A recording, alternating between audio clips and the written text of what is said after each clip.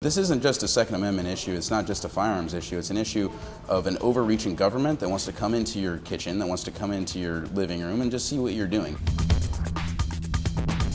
Hi, I'm Tracy Oppenheimer for ReasonTV. I'm here with Dimitrios Karras. He's the Chief Executive Officer of RS Armor in Oceanside, California, which recently got raided by the ATF. Dimitri, thank you for talking to us. Yeah, thanks for having me on. Give us the play-by-play of the raid. How did they threaten your business? Well, what happened was last week, they actually approached us through our legal counsel and they requested that we turn over a product that was that they had determined to be a firearm, and they had also requested that we turn over a list of customers to them. The penalty for not doing so, as it was explained to me through our legal counsel, was that they would execute a search warrant against all of our buildings, take all of our files, take everything, and make life very difficult. So we went to the court system and we asked them for a restraining order to be placed against the ATF until the situation could be figured out.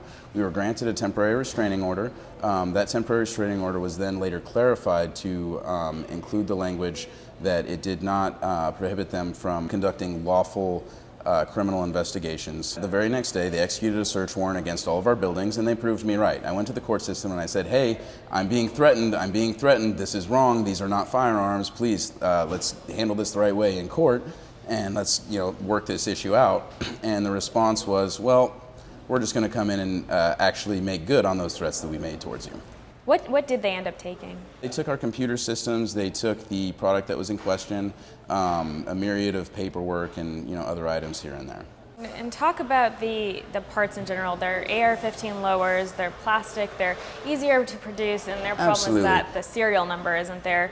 Why do you think that these parts should be freely sold? What they've said in the past is in regards to the AR15 80% receivers, which are not firearms, is that it's an object that's in the shape of a receiver, but it hasn't been completed to a point that it would be considered to be a firearm, is that there's 5 operations that need to be left uncompleted that would have to be completed by the consumer in order for it to be sold in that stage. And the only real material difference is the material itself. Instead of being out of metal, it's out of polymer.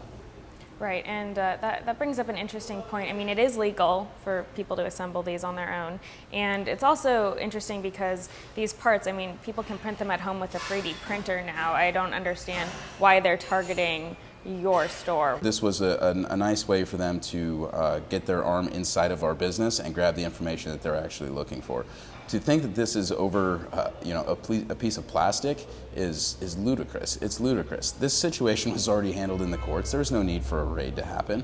I had literally had a meeting with 2 of the ATF agents after we'd had the temporary restraining order granted to us. I took them into the building where the polymer lowers were being housed, where we had separated them from the rest of our inventory, and we placed them in a separate room under lock and key. I offered to hand the key to this room, the only keys in existence to this room, to the ATF agents that were there so that they would be 100% assured that we did want this handled in the court system and that we weren't trying to pull anything underhanded and divest ourselves of the product or do anything like that. There was also a camera pointed directly at this door, and I offered the ATF if they would like to have access so they could view this camera remotely. They turned me down on that as well. Do you feel like that you've been singled out, or this is more of a widespread issue on a war on gun ownership? I was offered an under-the-table deal. The only reason that this has any attention to it is because I said no. I said, no, I'm not going to give you a customer list. I'm not going to give you this. This is wrong. What you're doing is wrong. Let's handle this in the court system. I can only imagine how many times business owners are approached by the government and these deals are taken and accepted. The only difference in this case is that we said no and we stood up.